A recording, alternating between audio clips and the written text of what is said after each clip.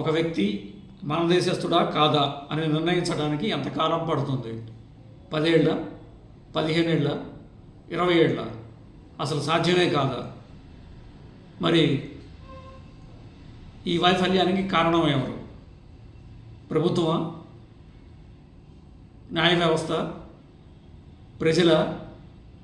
పరిశోధనా సంస్థల? మరి ఇదే టాలెంట్తో ఎప్పటికీ బతుకుదామా? ఈ టాలెంట్ని భరించాల్సిందేనా వచ్చే తరం కూడా? ఎవరో తెలియకుండానే ఎన్నికల్లో పోటీ చేసి ఎమ్మెల్యేలు, ఎంపీలు అయిపోవచ్చా? ఒక 40 ఏళ్ల తర్వాత, 50 ఏళ్ల తర్వాత అయినా మన దేశస్థుడు కాదని తెలిస్తే అసలు ఏమిటిది?